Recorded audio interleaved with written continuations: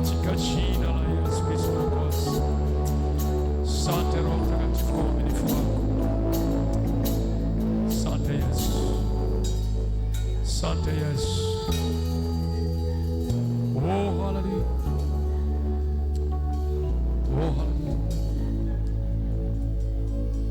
oh, haleluya. Na upenda msalaba nitashinda kwa nguvu zake.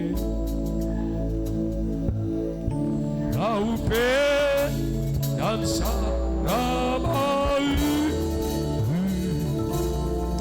tajiri tapewa iko juu ya mlima uliwekwa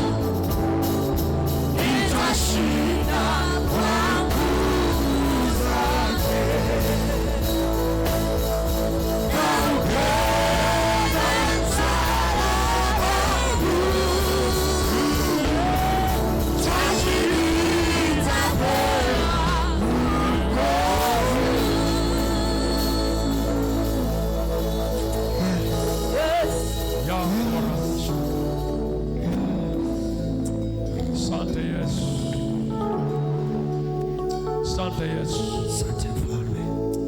Amen. Amen. Amen. Amen. Amen.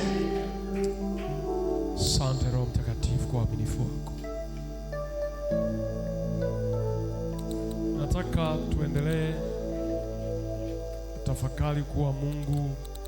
Ningependa usikie kuendelea kutafakari kile Mungu anafanya maishani mwako. Leo ningeomba tuzungumzie habari za unabii wa kuteswa kwa Yesu. Tunazungumzia mambo ya unabii wa kuteswa kwa Yesu au mambo ya mateso ya Yesu.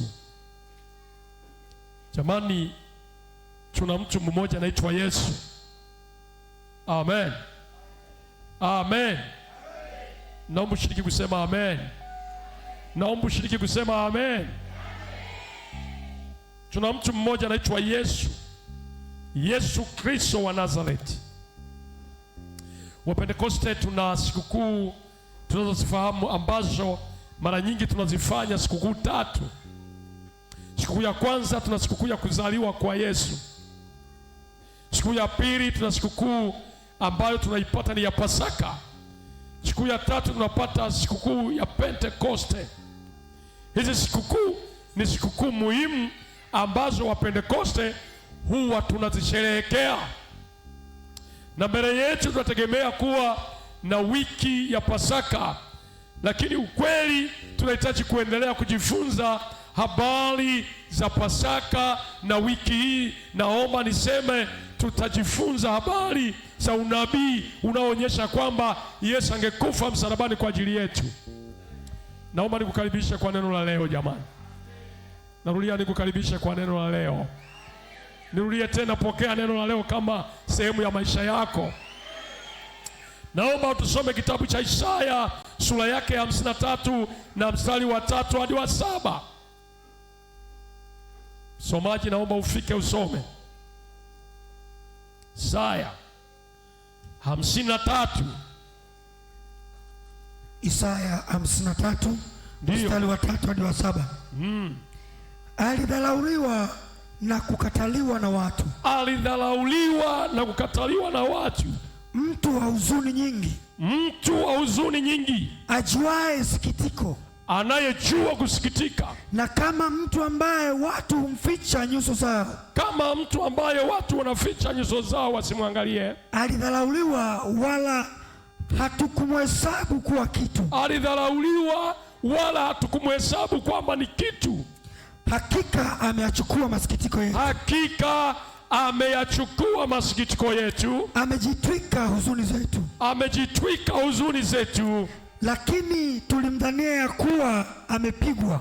Tulifikiria kuwa amepigwa huyu mtu. Amepigwa na Mungu. Amepigwa na Mungu. Na kuteswa. Na kuteswa. Bali alijeruhiwa kwa makosa yetu. Alijeruhiwa kwa makosa yetu. Alichuburiwa kwa maovu yetu. Alichubuliwa kwa maovu yetu. Adhabu ya amani yetu ilikuwa juu yake. Adhabu ya amani yetu ilikuwa juu yake. Na kwa kupigwa kwake sisi tumepona. Na kwa kupigwa kwake Yesu sisi tumepona. Sisi, amen. Amen. Ndio.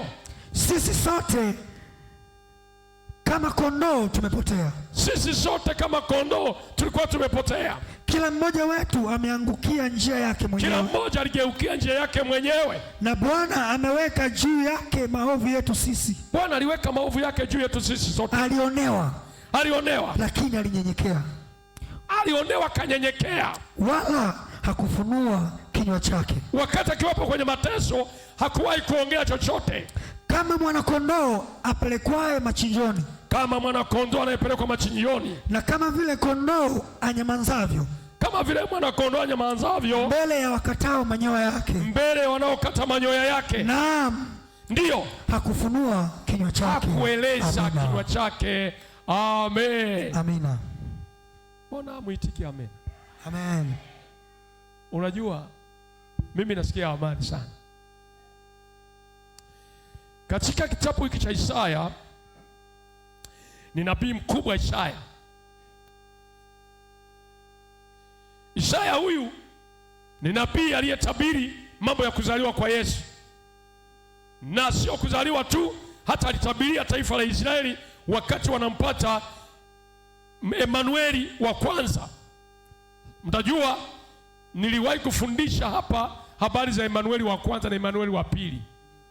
Si ndio? Emanueli wa kwanza aliyekuwa anatabiriwa kwa taifa la Israeli. Katika watoto wake na Shariashubu, Shalai, Malai, Ashibazi.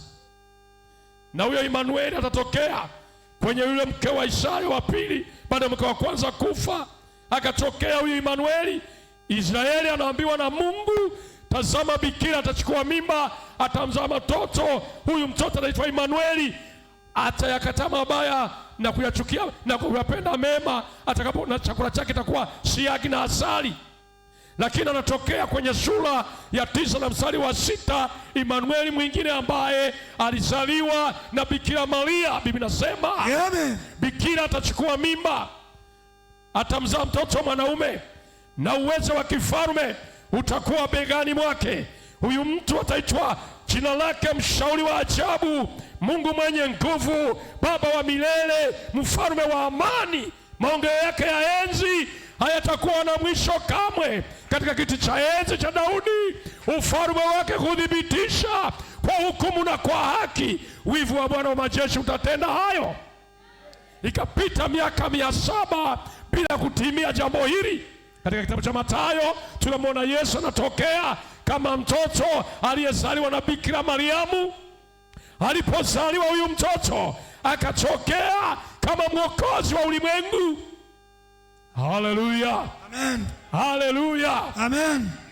Yesu wakati anazaliwa alielewa kazi inayomleta. Unajua, niwaambie wapendwa mlioamini na mliookoka, ujio wa Yesu kuzaliwa haikuwa tendo la kawaida. Biblia inasema aliuacha utukufu wake mbinguni. Amina. Akaona ule uungu aliokuwa nao sio kitu cha kushikamana nacho. Amen. Akajifanya kama mtumwa, akajifanya kama mtu asiye wa thamani, akadhaliwa katika hori ya kulia ng'ombe. Watu walifikiria kwamba anayezaliwa sio mfalme, lakini wakatangaza wakasema aliyezaliwa ni mfalme wa Wayahudi. Yesu akatokea kama mfalme, lakini ile sifa ya ufalme haikuonekana katika hali ya kawaida. Ndiyo maana Herode alifika mahali akamfikiria Yesu ili amuue. Biblia inaniambia malaika wakatumwa wakamwambia Mariamu na Yusufu, kimbilieni wapi? Misri, maana Herode anatafuta kumuua mtoto.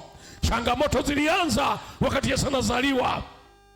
Yesu akiendelea kuishi, amekaa hapa duniani takribani miaka 33.5, akapanda kwenda mbinguni mchana kweupe ya saa 4. Watu hofu wakaanza kujiuliza, wametazama wakati anaenda.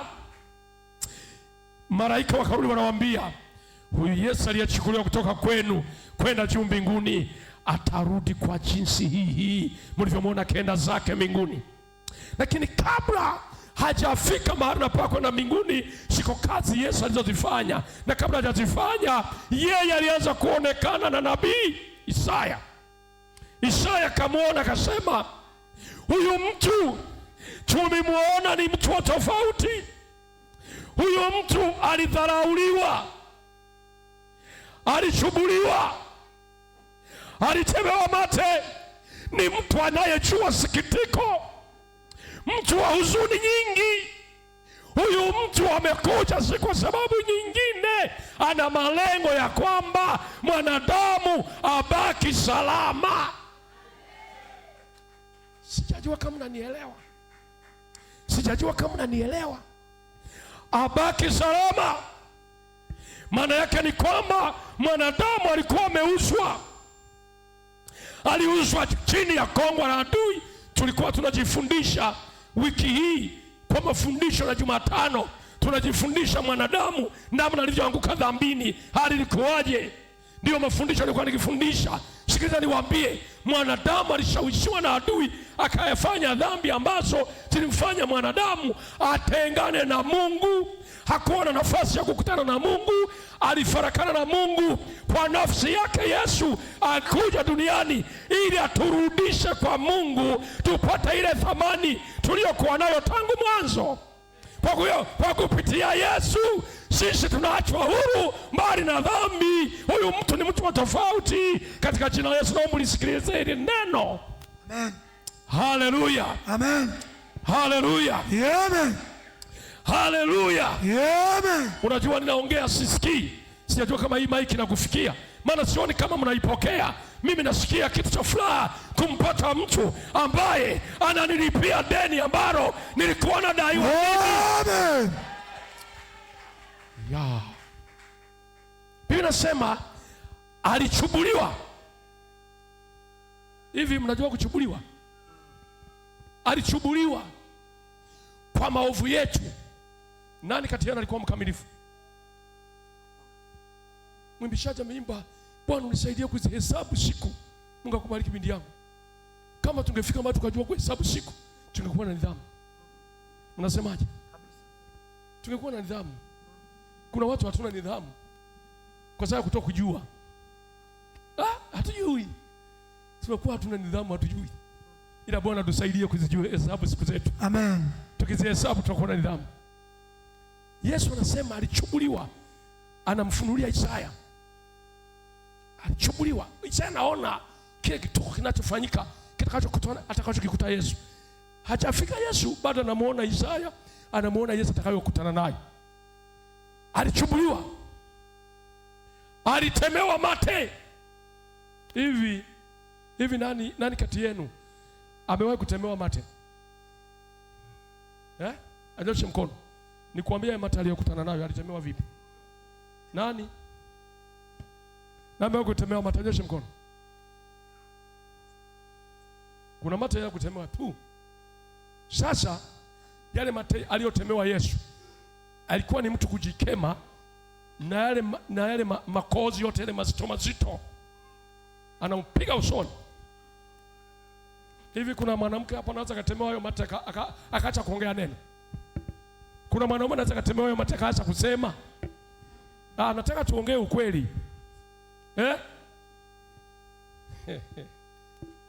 Alitemewa mate.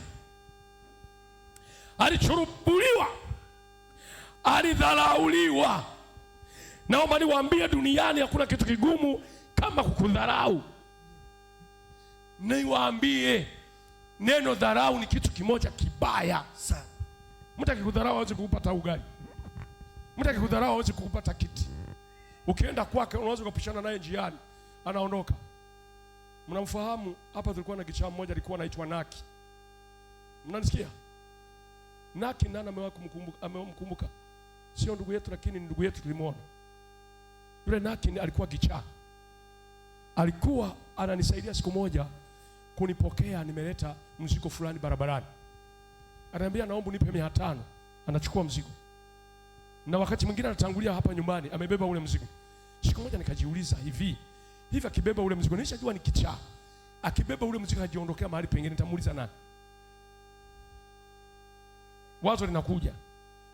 Na akikimbia, nikiwaambia watu alikuwa amenibebea mzigo, watajua na mimi nilikuwa kichaa. Maana utambebeshaje kichaa wakati wewe mwenyewe akili haikutoshi au inakutosha?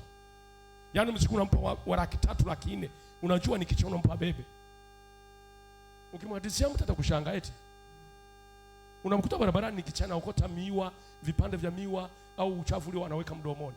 Halafu anakuambia leta nikupokee, unampa. Halafu anasema nimeibiwa na kichaa. Watajua na wewe ulikuwa nani? Kichaa. Nisikilize. Siku moja mimi akanipokea mzigo. Yule kichaa mnayemjua Naki. Nilikuwa nakaa hapa kanisani hapa. Si mnafahamu? Akanipokea mzigo akaleta. Mbani hapa akakuta mke wangu amevisha ugali. Alivisha ugali na mama mchungaji ana tabia kutoka hesabu kuna wageni gani. Ugali ukiwepo hapo, mimi sina tabia kwamba ugali ni mdogo eti utakuja tusiule huo ugali mdogo. Mkija 20 nika ugali kanalingana na mkono na bwaga hapa. Ndivyo ninavyofahamu mimi. Na labda sio tabia nyingine nitakayoifahamu kwa mke wangu. Chakula kipo ni chochote kile, usitegemee utaondoka bila kula. Hata kama kanalingana hivi, mtajijua. Analeta hapo mezani. Kuna wengine kakiwa kadogo anasema haya weka pembeni, tutakula story kwanza. Mnasemaje? Mnaweka kidogo, anafunika. Mnaweka ndani, ndio. Mpeni kunaendeleaje katika Bwana? Mnacheka ugali umeshaiva. Kuna jamaa mmoja alipoona hayo, amemtembelea mtu na viazi, amepika viazi. Akamwambia ongeza maji. Kuna wageni wamekuja hivi havitutoshi. Ni jamaa alipoona wanaongeza maji na anapika viazi, nikasema ngoja nikae. Kila kishinilia mkuni naongeza na maji, vinatokota tu mle ndani kwenye sufuria. Mwisho vikabadilika kuwa uji. Jamaa alipojua amepika kwa muda fulani akasema jamani haya naondoka. Sasa kwa heri, walipoenda kufunua viazi, vyote vimeshakuwa kama uji. Wakaanza kutazamana. Mbona tungempa hata vitata angekula? Unajua uchoyo nao unaleta shida. wakapata hasara kwa sababu ya nini? Ya uchoyo. Sasa huyo jamaa Naki, nilikuwa nazungumzia Naki. Chakula ilipoiva, mke wangu alipoona Naki amefika na ametua mzigo, Naki hakutaka kuondoka siku hiyo. Alitua mzigo na kuanza kuzunguka maeneo haya. Sasa mke wangu alipoleta ugali akasema, Naki njoo tule. Na yule Naki alikuwa anaogopa kurogwa. Anaogopa kwa nini? Ukimwita akuamini hali chakula, ingawa alikuwa omba. Sasa mimi nikamwambia njoo tule. Kumbe Naki anaelewa mimi ni mchungaji. Nikichaa ila najua mimi ni nani? Mchungaji. Hakupata hofu. Nikamwita nikasema karibu tule. Akaogopa kula na mimi. Nikasema hakula tu tule pamoja. Akasema hapana mchungaji, nipe chakula changu pembeni. Nikasema mega hapo na mimi nile na wewe leo. Akasema mchungaji, mimi sitaki, mimi nataka tule wote. Ila yeye akafanya nini? Akata. Nikaona sasa nafanyaje? Anataka kuzila chakula. Baada ya kusema tule naye, nikakata ugali nikaweka pale. Nikasema mboga zenyewe tuchukue pamoja, akakataa. Nikaomba bakuli mama mchungaji akanipa, nikampa mboga pale. Chukara. Tumefika mahali unajua kichana kula haraka, si ndio? Si ndio? Ugali ukimunguza haungui sana tu. Kwa hiyo alikula haraka, kara haraka, akamaliza. Mimi nikajisikia kwamba sasa kwa kuwa amemaliza nimuongezee ugali mwingine. Akasema nimeshiba, naomba maji. Ndio tukio nililoliona la ajabu. Aliponiomba maji, mimi nikafikiri sasa nafanyaje, maana nilishakataa. Nikachukua kikombe kile ninachokunywa. Mimi kitu niumiza, alichukua ile maji tulionao baada ya kutaka kumpa kile kikombe, akasema ninywa haya, hatuwezi kuchangia kikombe. Mnasikia? Yale maji tuliyokuwa tumenawa ndiye alitaka kunywa, mimi nikayamwaga chini. Nikampa maji kwenye kikombe tunachokinywea wote. Nake kanywea yale maji. Alipomaliza, nataka niwasikilize na mnisikilize. Alipomaliza akaniombea maombi yafuatayo. Mungu, muangalie huyu mchungaji. Naomba ardhi zitamani nyama yake kwa sasa. Umpe neema ya kuendelea kukutumikia. Kifo kipite mbali naye. Yuko naomba. Sasa kesho niumiza, wakati anaendelea kuomba, akaenda kagusa na ardhi. Akaitemea mata, akaitupa ile ardhi. Nisisikie kwa sasa unatamani mwili wa mtumishi wa Mungu huyu. Amefanya mambo makubwa kwangu. Neema yako Bwana imfunike kwa jina la Baba na Mwana. Yuko hapa. Alipomaliza akasema amen. Nilitekewa. Maombi ya nani? Ya kichaa. Nikajiuliza. Nikaangalia, kumbe yeye alielewa tulishamtenga kulingana na hali yake. Na kwa sababu yeye ni kichaa, hatuwezi kuwa karibu naye kwa vile tunavyovifanya pamoja naye. Kwa hiyo mtu kimdharau, hata ule ushirikiano wa kawaida unafanya nini? Unaondoka. Mtu kimdharau, hata kama ungemuita, angekuita muongee, unaanza kutengeneza jambo fulani la dharau. Kana nitia nini? Kwa wanawake ndio wanafanya na vidole namna hii. Wanaojua. Kwa hiyo sijui vidole vinabadilika na mitengenezo ya vidole. Huwezi kutaka hawe vidole kuna siku vilimega ugali mgumu. Analekeza. Kwa wanaume, kwa hiyo ndio iweje? Na Kiswahili cha sasa, mwanangu, mrakara umri wangu hata hamulingani. Mwanangu, hii mwanangu pokea hii mwanangu. Anapokea mwanao huyo. Dharau imeingia hapo. Sasa Yesu anasema alidharauliwa. Sasa ile dharau ya Yesu inatofautiana na ile dharau ya hapa. Alidharauliwa kiwango kikubwa. Fikiri mfalme alivuliwa nguo mbele ya watu hadharani. Jamani, mtu akikudharau akakuvua na nguo sokoni, unaionaje hiyo dharau? Tuende tuongee vizuri. Maana inawezekana tunaongea tuelewani. Yaani akakudharau, akakufisha gongora mboto stendi. Akumwambia toa suruali. Halafu na ile suruali ukitoa wanalipiga kura, wanalipiga bei. Uko uchi. Unaipataje hiyo? Halafu mtu mmoja anakuchapa bakora inayochukua na nyama na ngozi. Acha ile teke unalopigwa na baba nyumbani unafikiri unakula ugali. bakora inayotoa na ngozi na nyama inafuata. Hivi mnanielewa ninachozungumza?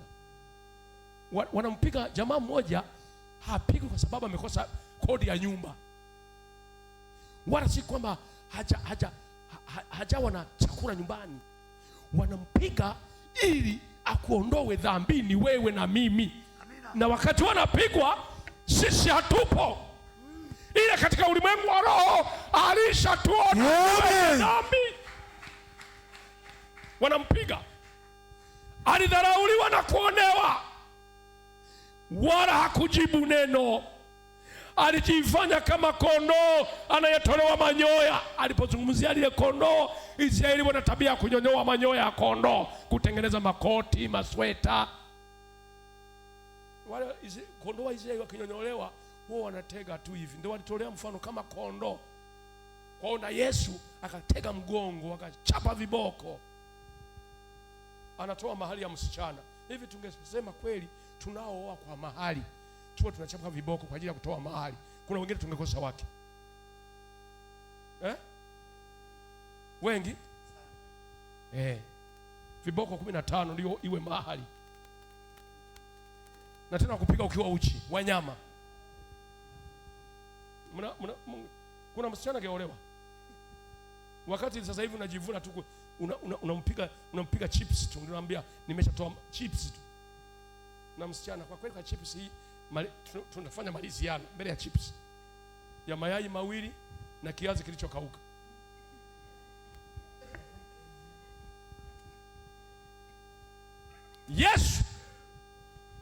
Yesu akanyenyekea, Biblia inasema naam, mpaka mauti ya msalaba.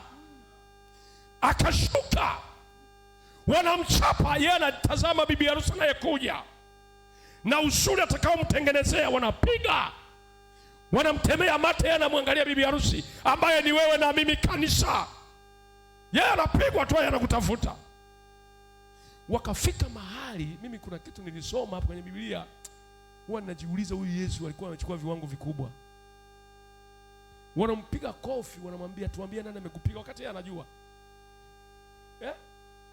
Wanajifanya kama yeye Yesu ni kipofu eti. Wanampiga kofi, pa, nani amekupiga? Wewe umenipiga huko hapa, na sio kujua umenipiga. Unajua ni jambo gumu sana tukifundisha. Lakini walimsumbua. Adhabu ya amani yetu ya dhambi ilitwikwa juu yake. Biblia inasema hivi, kwa kupigwa kwake sisi tumefanya nini? Tumepona. Tumepona nini? Nataka unielewe. Kwa kipigo cha Yesu msalabani tumefunguliwa mbali na dhambi. Amen. Dhambi zimetuacha. Lakini sio dhambi tu, maonevu yote ya adui yanayotuonea Yesu ameyafuta. Magonjwa yanayotusumbua, yako magonjwa ambako kiugua unajiuliza ni kama huwezi kupata ndugu wako kusaidia. Yesu amebeba kwa msalaba ule, yale magonjwa yamefutwa. Amen. Na kuna kitu kilichokuwa kinasumbua kama hati ya mashtaka. Ilikuwa imeshabandikwa ya kudushtaki kwa Mungu kwamba sisi hatufai. Katika kitabu cha Wakolosai nafikiri Biblia inasema kwa sura ya 2 mstari wa 13, Biblia inaonyesha ya kwamba aliyafuta mashtaka yote. Jamani, tuko huru. Narudia tena, tuko huru. Tumepona, tuko huru. Tumepona, tuko huru. Hatuna deni tena. Kuna mwimbaji mmoja aliimba, nimelipiwa deni, sidaiwi tena. Nimelipiwa deni, mimi sidaiwi tena. Mbona hamuimbi?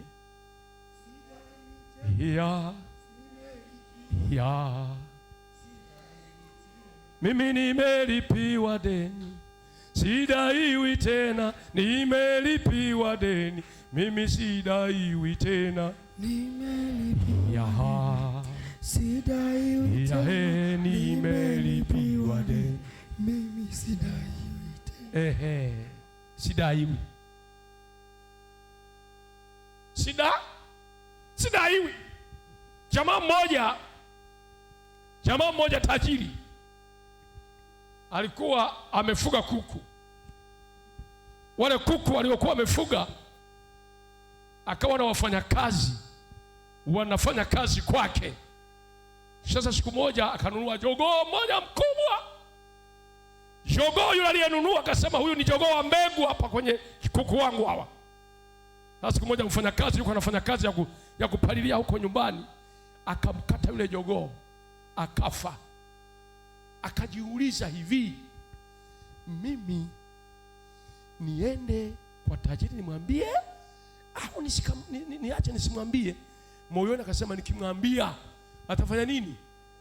Atanifukuza kazi. Na kwa kuwa kuna aliyeniona, mimi nataka nifanye nini? Nimzike huyu kuku.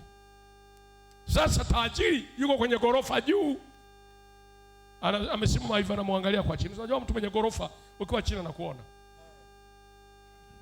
Yeye yuko anafanya nini? Anafikia kuku. Yeye anafanya nini? Pale pembeni alikuwepo Mama Salome. Mfanyakazi namba ngapi? Namba 2. Unafikia yeye, fikia tu. Unafikia wewe, fikia tu. Ukisema neno lolote kwa bosi utakuwa umeniharibia kazi. Akasema, wewe fikia. Wako wanaona. Siku ya kwanza, siku ya pili, siku ya tatu. Yule kabla ya siku ya tatu bosi akauliza, simuoni kuku wangu hapa. Kuna kulikoni, mbona simuoni? Wote wakala midomo, hakuna aliyeongea. Ila wakati anafukiwa alitaka mtu aeleze kwamba ni mimi nimekosea. Sasa yule kijana wa pili akasema, sasa kwa kuwa nimeona huyu jamaa ameshindwa kueleza mbele ya tajiri, mimi nitafanya hii iwe tenda. Baba, utakuwa unakuja kusaidia kazi nyumbani. Tukimaliza kazi unakuja wapi? Kama huwezi kunisaidia kazi, nitamwambia bosi yule kuku. Yule jamaa akasema, kwa kweli kuliko kumwambia nikose mshahara, nitakusaidia kazi. Kwa hiyo kila wakitoka kazini kwa tajiri, yule jamaa anapita nyumbani kwa nani? Kwa mfanyakazi mwenzake. Kilichokuwa kinaumiza zaidi, yule baba akafika nyumbani anamwambia, mke wangu yule mtoto aliyejifungua akijisaidia vinyesi vyote unapanga, zile nepi zote kuna jamaa atakuwa nafua. Mama na tu video, mwanamke hata hivyo sikia tu nacheka. Nini? Mwanamke hapo kimwambia, naomba nikuletee mfanyakazi, kinyesi chochote usiguse. Hao ninyi wote mliokaa. Ataanza kunyosha mikono, asante Yesu. Kwa kweli umeniona. Binti fulani mtoto amejisaidia. Ni mwanao. Kule. Mnasemaje? Au naongea uongo? Hata kila kifanya kazi, twende. Anambeba, twende nyumbani. Haya, mama fulani, leta zile nguo, na zile nguo zako leta. Yule baba kitoka saa 10 na toka saa 12 pale. Amepita kwenye tenda la kufua nguo ili siri zake zifanye nini? Zifichwe. Nifupishe tu. Yameenda muda. Huyu jamaa anakutana na changamoto hii. Mwisho akasema, hivi nao ni ujinga. Jamani. Kuku kila siku nalala nimechoka. Nilishachoka, ninachoka tena. Kwa sababu ya kuku tu. Sasa nimeamua, kama ni kuacha kazi, nataka nifanye nini? Niache. Leo naenda kumwambia bosi. Akaamka asubuhi saa 12, anamwacha yule jamaa rafiki yake. Akafikia kazini. Mzee, nisikilize baba. Baba akasikia yule tajiri. Ninaomba nijieleze kwako. Mwezi uliopita, miezi ile, nilipata changamoto baba. Sio niambia nipalilie eneo fulani. Ndio. Nilipopalilia, kwa bahati mbaya niligonga yule jogoo uliyeniambia, uliokuwa umetutangazia ni mbegu ya hapo kwenye familia kuku wale. Sasa nikamuua, nikajikuta nimemfunika kwenye udongo. Dhamiri imeendelea kuniumiza mimi. Naomba unisamehe. Kama utaamua nifanye kazi kwa kulipa huyo jogoo, basi mimi nitafanya. Ila nilikuwa niliogopa kukuambia kwa sababu ya aibu. Niliharibu yule jogoo nikaua, ambaye ulikuwa umesema ni mbegu. Nisamehe. Anayemwambia ni mtu wa kanisa anayejua nini msamaha. Akasema, mtumishi wangu nimefanya nini? Nimekusamehe. Mimi nilisubiri tu uje uniambie. umekuwa mwaminifu kwa vitu vingi, nisije kufukuza kwa sababu ya kuku. Ilikuwa hofu ya bure. Kwa hiyo nimekusamehe, siku ya amani, endelea na kazi. Akapiga makofi, akashangilia. Ile njemba nayo ikaja kutoka nyumbani, taratibu tu kazi. Inajua agenda ni ile. Walipomaliza kazi, twende leo utakwenda kufua. Jamaa akasema, wewe labda hunielewi. Alishatoka kwa bosi kuongea. Labda hunielewi wewe. Leo hakuna cha kufua nguo. Nitaenda kusema, akasema ukitaka nenda na sasa hivi. Jamani, nenda. Yule akasema, wewe twende kufue nguo tena, tumerundika kule. Akasema, mtenda ya kufua sifui tena. Jamaa akasema, sawa, nakuacha, kesho na asubuhi nitakuja. Na kesho asubuhi akafika. Wakaja wote pamoja kazini. Akafika naenda kwa yule jamaa bosi. Bosi, nimekuja. Habari za asubuhi nzuri, shikamo. Marhaba, nimeleta taarifa. Taarifa gani kijana wangu? Huyu jamaa huyu, unamuona huyu yule jogoo unamkumbuka? Kuna jogoo alikufa ndio. Bwana wewe, si akamfukia huyu jamaa. Aliua akafukia. Kwa hiyo nimekuja kukupa taarifa. Alikufa lini huyu jogoo? Ana muda. Tajira msikiliza. Ana muda jawali uwa. Hasira iliyopo ni kwa sana mtumikisha, ila mabadiliko yamefanya nini? Yametokea. Nisikilize vizuri. Yule jamaa alipoambiwa hivyo na yule mtumishi wa Mungu yuko pale naye aliyeomba msamaha, ametulia. Yule tajiri akasema hivi, katika watumishi wabaya wa kwanza ni wewe. Mnanisikia? Shika na huyu kuku likuwepo. Mbona kuleta taarifa siku hiyo hiyo? Kale kajama akasema, nyongeza ni hivi baba. Bwana yule kuku kufa, alinifunga hivi, atakuja kunishtaki. Kwa hiyo nilikuwa natoka hapa kazini naenda kufua nguo kwake. Ulifua nguo? Niliajiriwa na yule kuku pale kwamba sijatoa taarifa. Sasa ngoja niwasaidie. Kuanzia leo wewe sio mtumishi mwema. Kuanzia leo nimekufuta kazi. Kazi ya leo ukimaliza upitie na hela yako yote ya siku zote ulizofanya kazi. Ila taarifa ya kurudi hapa kazini kwangu utakiwi, kwa sababu wewe sio mwaminifu. Ulipogundua ya kwamba ameharibu, mbona kuniambia? Lakini yeye mwenyewe taarifa ya pili alishakuja kuniambia ya kwamba aliua kuku wangu na nimeshamsamehe. Amen. Yule jamaa akasema, mimi naomba nisamehe. Akasema akafutwa kazi, akaondoka, kibarua kikaota majani. Ila yule jamaa kabaki wapi? Ofisini, kwa sababu alirudi kuelewa thamani ya msamaha ni nini. Amen. Yesu ametusamehe. Halafu unakutana na changamoto, unaweza kupiga makelele barabarani. Jumatano alikuwa anafundisha mamlaka, alikuwa anafundisha tumepewa mamlaka yote. Kuna mtu alikuwa anafundisha sijui anaelekeza. Yes, alikuwa Ijumaa. Yes, asante. Ijumaa tuna kijana wetu Joakim alikuwa anatufundisha kupewa mamlaka. Anasema ukipewa mamlaka, alikuwa anafundisha na mimi nilifurahi sana Ijumaa. Anasema ukipewa mamlaka umekabidhiwa. Anasema tumepewa mamlaka ya kukanyaga nyoka na inge. Umeshapewa nini? Mamlaka. Hala, inge nakuja, unaweza kupiga kelele, Mugambo, njoo nisaidie, wakati una mamlaka ya wewe kutawala huyo inge. Sasa magonjwa yanakuja, shetani amekwisha kushindwa, ameshang'olewa meno, changamoto zikija, unaenda barabarani kupiga kelele. Yesu uko naye, naomba mtumie Yesu, maana ameshinda. Sasa wewe jamani, kwa kweli pepo kakipiga kelele. Kuna watu wengine hawezi kukemea hata pepo. Unasemaje? Hapa kanisani kuna watu hawezi kukemea hata pepo. Mnasemaje? Anayeshindwa kukemea pepo anyoshe mkono. Mnaweza mkakataa. Lakini ngoja nikuelekeze. Anayeweza kukemea pepo anyoshe mkono. Anayeweza kukemea pepo anyoshe mkono. Maana baadaye likitokea nitakuita wewe. Nisikilize. Kuna watu wako kanisani, pepo likiinuka, tafadhali Mungu nisamehe. Mungu nisamehe, tafadhali Yesu nisamehe. Kwenye mzigo huu kuna wenye nao. Kwa jina la Yesu, peleka kwa mtu fulani akaombee. humu kanisani. Lakini Biblia inasema nendeni mkawafanye mataifa yote kwa wanafunzi wangu, mkawabatize kwa jina la Baba, Mwana, Roho Mtakatifu, wafundishe kuyashika. Tena nimewapa amri, mtaweka mikono juu ya wagonjwa watapata afya. Sio wachungaji. Jamani, kumbukeni hata mimi nilikuwa mshirika. Amina. Na hata hivi mimi ni mshirika. Mnanielewa? Ndio. Wazee wa kanisa nini washirika, ndugu zangu? Usije wakasema tupige magoti tunaanza mimi bwana mimi ni mchungaji, mimi ni mshirika, mimi ni mzee wa kanisa, kupiga magoti namna hii siwezi. We nani? Mbele ya kanisa sisi sote ni washirika.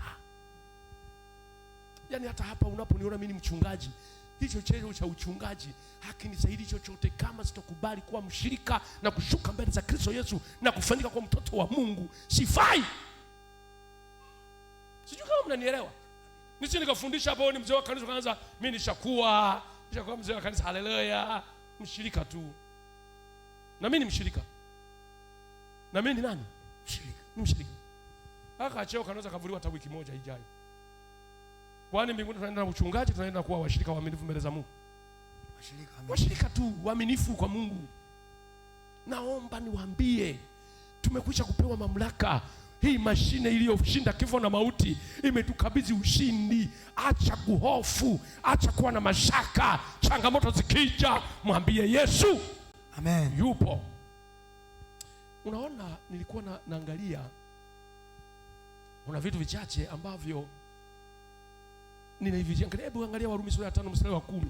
Twende tuangalie tufike mwisho tu bwana. Kwa unafikiri tunaenda wapi? Yesu mwenyewe alihubiri hakumaliza vitabu vyote na injili zote hakumaliza. Na wagonjwa wengine aliwaacha. Mnafahamu? Mnafahamu? Na wagonjwa wengine walibaki. Wewe kuombea wagonjwa wanapona, wengine wakabaki. Wanasubiri siku nyingine. Maana kila mtu ana siku yake. Wewe una uwezo kuombea wote wakapona siku moja. Hamna. Watapona watatu, wengine watabaki hapo. Kuna wengine walibeba magodoro wakapona, wengine wako na magodoro. Luka sura ya 5 mstari wa 10, si ndio? Warumi 5:10. Warumi. Kwa maana ikiwa tulipokuwa adui sisi, ndio tulipatanishwa na Mungu ndio kwa mauti ya mwana wake. Sikiliza, tutulie kidogo jamani, tutulie kidogo. Na msomaji niombe utulie hapo. Sisi tulipokuwa adui. Hivi uliwahi kuwa adui na Mungu lini? Naomba tuende taratibu. Uliwahi kuwa na adui na Mungu lini? Mnakula midomo. Wote mliwahi kuwa adui na Mungu.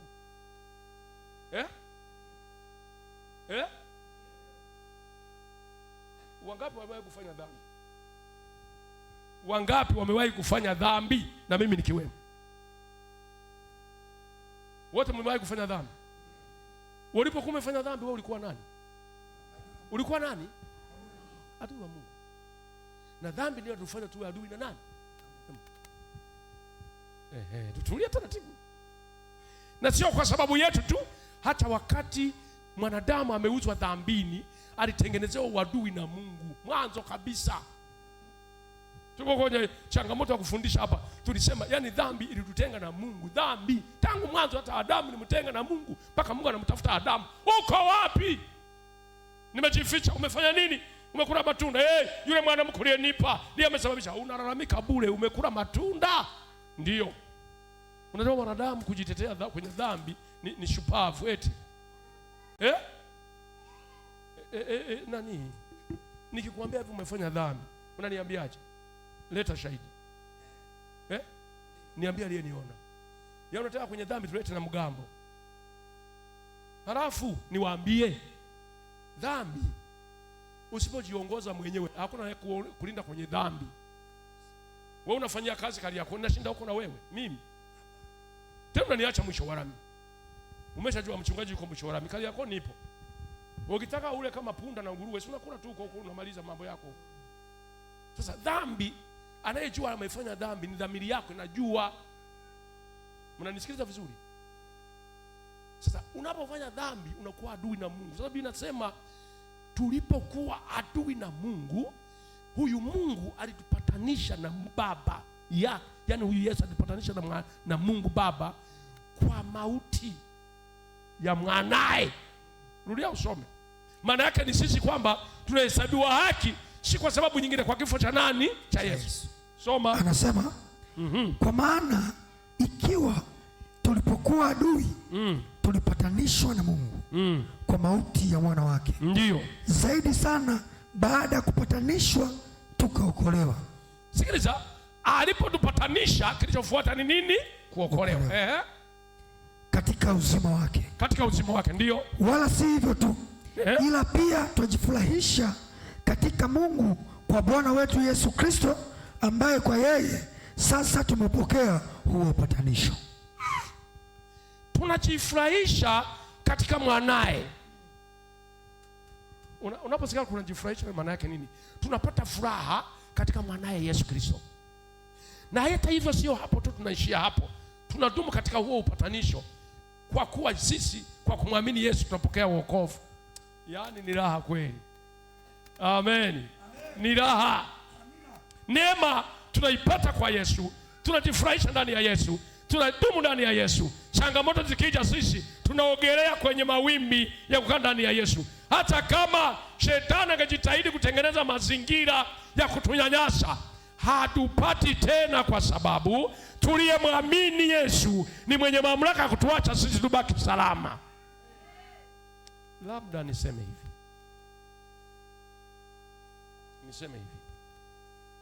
hivi, umewahi kujua kwamba wewe uko huru, au umewahi kujua kwamba bado umefungwa? Unajisikia uko huru?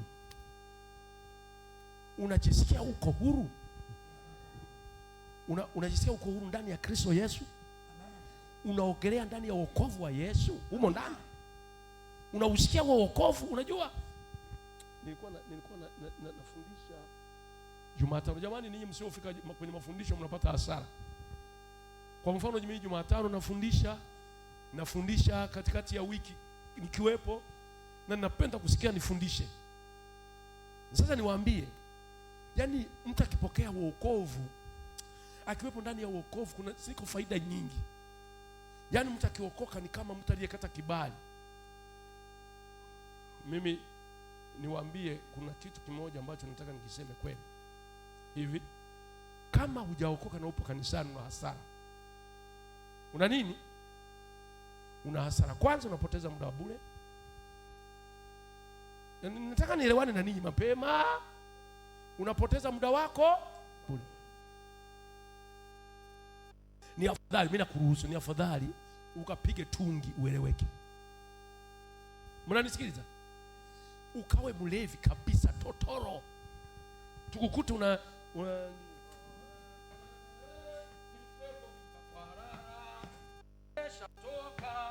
wakuelewe. Tukuhubiri upya. Biblia inasema hivi, mwenye kudhulumu azidi kudhulumu. Azidi kudhulumu. Mtakatifu azidi kutakasa. Unajua kwa nini nimesema hivi? Na kama utajichanganya, Biblia inasema akikuangalia na umeona hu baridi wala hu moto, atafanya nini? Atakupa chapati, anakutapika. Utoke wapi?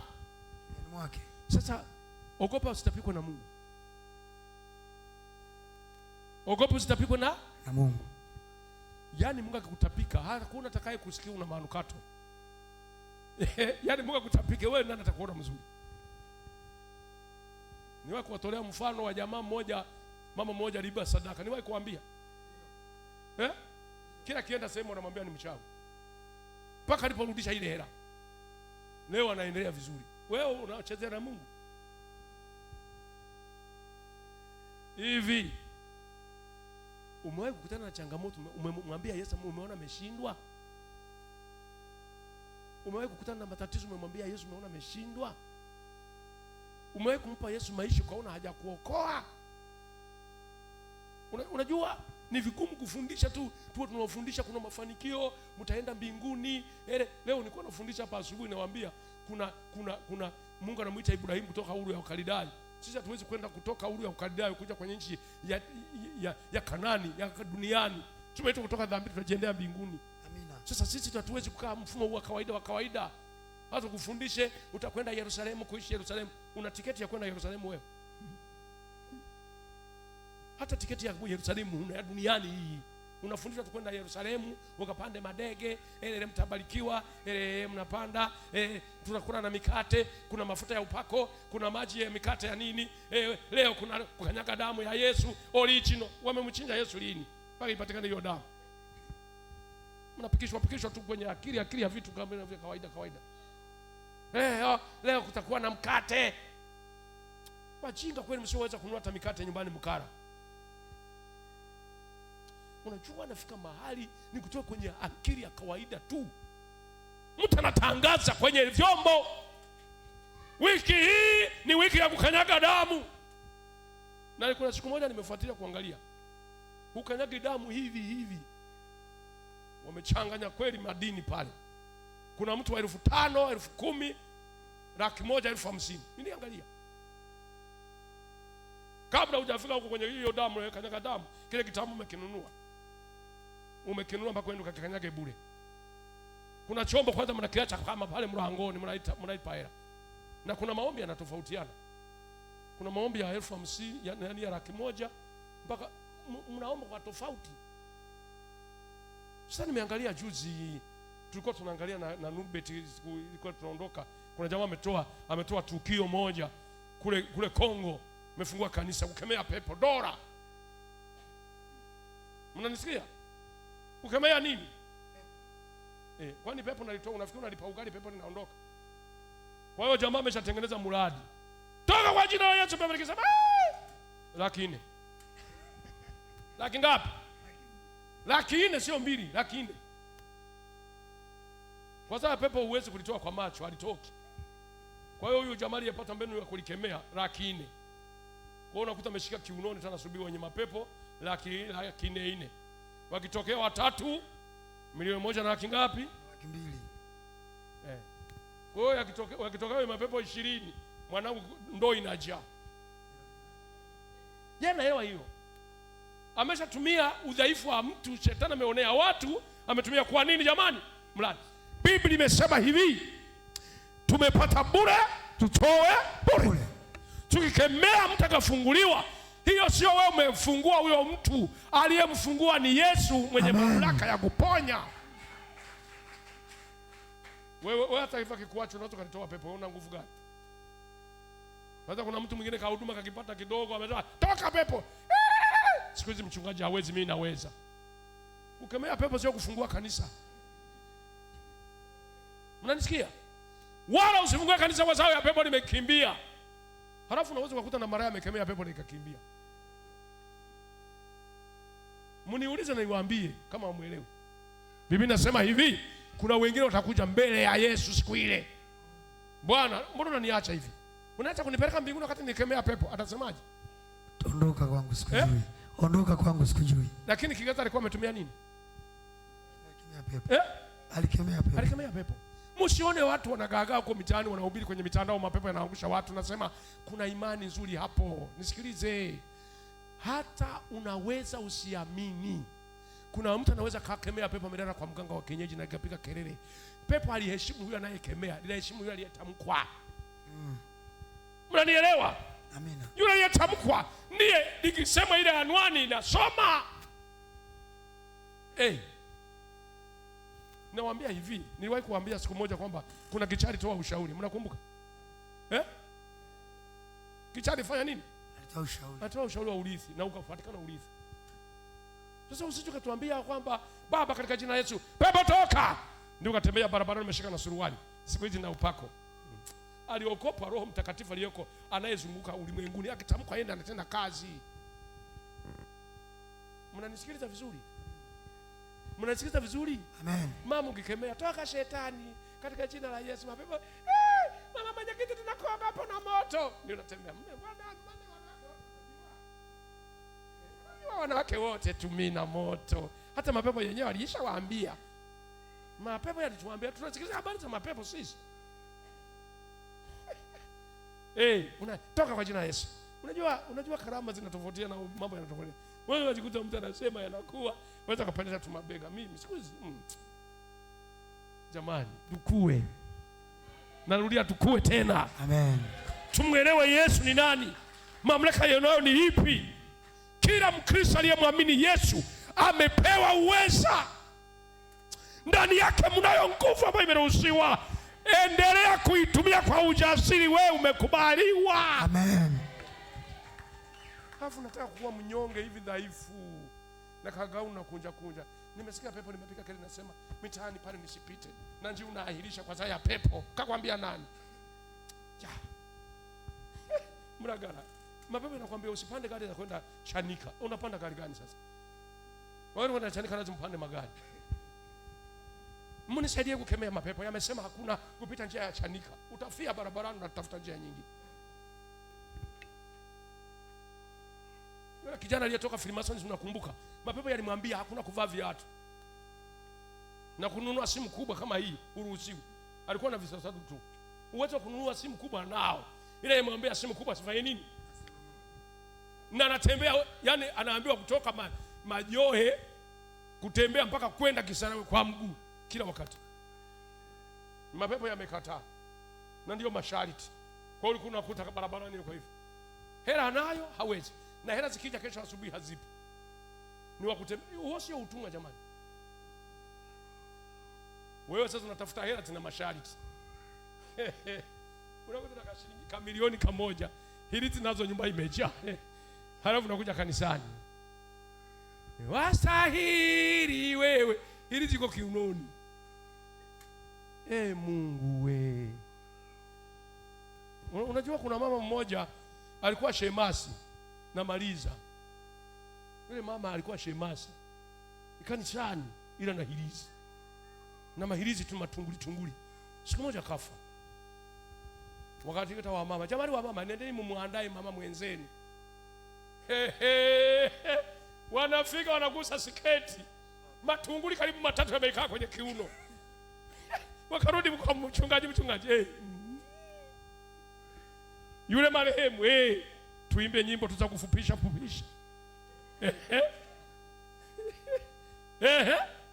Kuna majanga kule.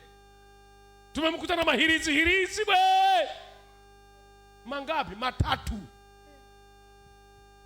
Walikuwa naimba tuonane paradiso. Nyimbo zikatulia. Anza kufikiri wamerudisha taarifa kwamba na nini? Njia haipiti ndani. Njia zingekuwa zinapita ndani tunakorara. Kuna wengine vitanda havina shuka. Kama nasemaje?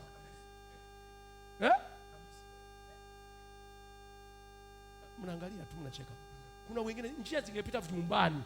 Kuna watu wana kitanda hata mto haupo. Njia zipiti vyumbani. Kuna mtu analala anaweka maboksi na kashuka na lala. Mkikutana barabarani ametilia hivi, utafikiri ni afisa fulani. Mnasemaje? Kuna watu wanalala Kariakoo pale kwenye maboksi. Ukiwakuta ukienda saa 9 zamani Kariakoo walikuwa hawakeshi. Mtu anajichomeka mpaka na kigunia. Mimi nimekuwa waona. Saa 11 jamaa na tinga. Unakuta wale wanatembea tu hivi, unakuta barabara. Unafikiri yani huyu jamaa kama amechomoka kwenye gari, ameiacha sehemu. Kwa hiyo toka kwenye magunia tu. Au nakosea kuongea? Hamjawahi kuyaona? Kwa kuwa njia haipiti ndani, hao watu hatuwaelewi. Ukikutana naye barabara unaweza kumtinga na shikamo. Malaba, ukimsubiri jioni. Kule hapa jamaa kwa wende tu India. Wa India wanasema kazi kitoka ya kuajiri mtu mmoja wanaomba watu zaidi ya 500. Nafasi. Ila wanasema kuna changamoto ambayo wanayo. Wao jioni kama kutoka Kariakoo kuja Dar es Salaam, kuja Gongo la Mboto, hawaruhusu njia ngapi? Wanaruhusu njia hii. Nyingine inafungwa kuwaruhusu raia walale barabarani, wasiwe na majumba. Kwa unakuta watu wanakuja jioni, wanavaa kama mivaroli, wanalala. Kesho asubuhi wako mitaani kutafuta maisha. Na kule walichofanya ulikuwepo ubakaji ukawa mwingi, wakatengeneza utaratibu wa treni ya wanawake na treni ya nini? Yaani ukionekana unakwenda kwenye treni ya wanawake unapigwa viboko. Kwa wanawake wanatembea wao wenyewe kwenye treni yao. Wanauziana, wako machinga mule wanawake. Haya, unakula kitu fulani, ni wanawake tu. Haingii mwanaume. Ukienda kuna unapewa viboko. maana treni yako sio hiyo. Umewahi kujua hiyo? Lakini wanalala barabarani wengine. Sasa njia hazipiti ndani. Hapo naweza nikaongea hivi, kuna mtu ana hirizi hapa. Sema mchungaji tumalize, kwa nini naitoa kwenye kiuno? Kuna siku itaungua. Amina. Kuna siku itaungua siku moja. Tusikilize. Kwani mimi nimeshawahi kushuhudia. Kijiji kimoja nilihubiri, mama mmoja kaja na mihirizi ametengeneza iko kiunoni. Piga gombo, nasikia moto unawaka. Mama alipiga kelele mwenyewe, mchungaji nisaidie, njoo nisaidie. Ameshika tiketi kwenda, hirizi zinawaka moto. Tunamsaidiaje? Nafuta akasema sasa tunafanyaje? Nikamwambia nafuta wako kushughulika tiketi ya mtu, aende na mashemasi wamsaidie. Walipofika wale mashemasi wakasema, mchungaji, hirizi zimewaka moto, tunashindwa kuelewa. Nasema unashindwa kuelewa, Yesu amefanya kazi yake. Amina. Nakana mahirizi, biashara yangu haiwezi kutembea mpaka niweke hirizi. Mjinga, ulizaliwa ukiwa uchi, unarudi tena ukiwa uchi. Weka hirizi kwenye biashara. Kwani biashara inaendeshwa na mahirizi? Sisi hirizi yetu ni Yesu jamani. Amen. Alitupatanisha. Na sisi tuko huru. Naomba usimame juu, maana naweza nikaongea sana. Mimi si mwenyeji hapa tu. Mtaendelea. Na nimesema hata Yesu akumaliza yote. Mnajua? Yule aliyekuwa anakaa kwenye mlango mzuri, Yesu alimwacha. Wakaja kina Petro. Hata leo nimehubiri, kuna watu watapata neema yao leo. Kuna wengine watapata neema akihubiri Efraimu, akihubiri Frank, akihubiri mzee wa kanisa. Siwezi kumaliza matatizo ya watu. Anayemaliza ni Yesu. Amen. Na ndiye anajua. Amina. Naomba praise and worship mje tuabudu.